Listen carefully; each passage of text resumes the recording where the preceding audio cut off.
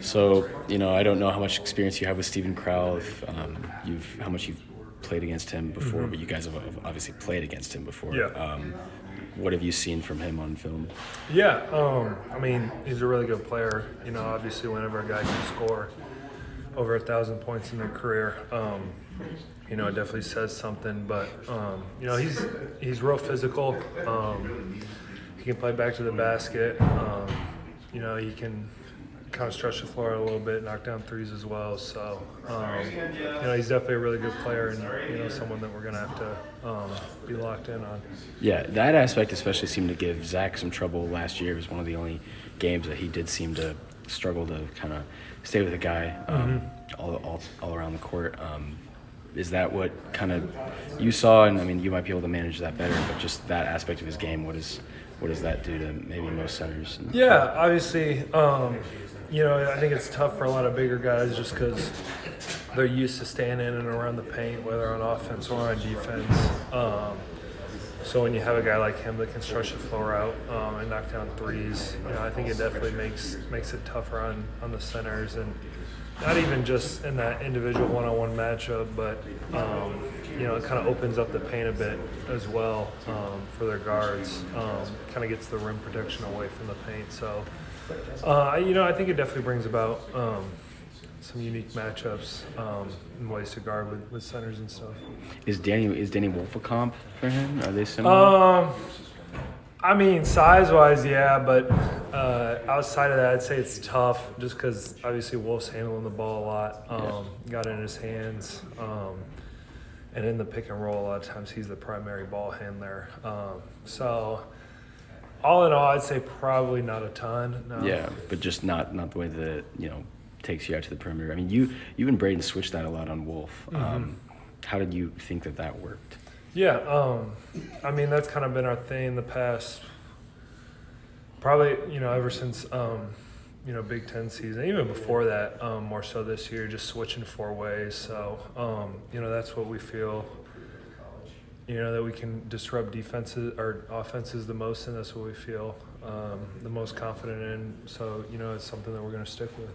Yeah, and just the Michigan size, it seemed to, obviously you guys didn't have any trouble when it was here, but there, the officiating was a factor, but just that seemed to be a game where for the first time in a while you guys seemed a little bit outmatched in the size department. Was that a takeaway for you? It's obviously it's tough. They're, when you got Golden and Wolf too, probably all Big Ten players in the front court, I think it's definitely tough and provides kind of matchup opportunities for them, matchup difficulties for the other team. It's tough to guard, and they're a really good team for a reason. Yeah. And just you as, you've taken on more of a leadership role this season. Your teammates have talked about it. What was that like stepping into that, and how would you describe yourself as a leader? Yeah, I would look at it just every year that you go on, you kind of got to be more of a leader. So me being, obviously Trey and Brian, they're seniors by academics, but being the only guy, I guess, in his last year of eligibility, that's definitely something that I wanted to make a priority. I definitely wanted to focus on that, leading the guys, and just being an encourager because, it's obviously a long season. And having been through it 3 times, I think I understand the ups and downs with it, and just the fact that, we got to stay steady and even keeled throughout the wins, throughout the losses, and kind of everything in between. Yeah, and, Coach Painter's kind of talked about this of as the season's gone on, you had a lot of things early in the year that he was talking about that you're not talking about so much now, communication, overhelping, defensive stuff, and just you guys have been able to improve on that, not by changing anything, but just kind of by improving on that stuff, working on it every day. So what was it like to continually work on that stuff, preach that stuff, and, for a while not see results, but just stick with it, and now you guys have made a big jump? It's tough. It's, it's something that we're still working on now. It's one of those things where you can never just, say, oh, we're good enough and be done with it. Obviously, you always got to communicate. You always got to talk. Same with, like, rebounding and stuff. You always got to rebound. Same with turnovers.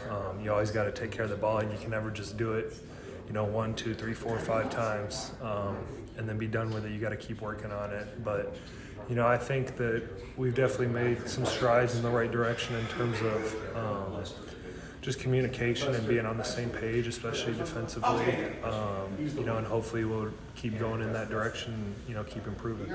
Yeah, and I mean, as a senior, leader, are you, did you make it a point to be loud in the beginning of the year when you guys were struggling with that? Was that something that you were pushing in yourself? Yeah, I tried to. I'd say myself and, honestly, most of the team probably were more quiet by nature. Right. But Coach Penn talks about it a lot. Your off the court personality can't be your on the court personality. So it's definitely something that I've tried and have continued been working on throughout the year. So that's been a growth area for you personally, then. Yeah, absolutely. Every year, like I said, I think the older you get, the more just naturally the leadership role you got to take on, and a big part of that is communication. Yeah, cool.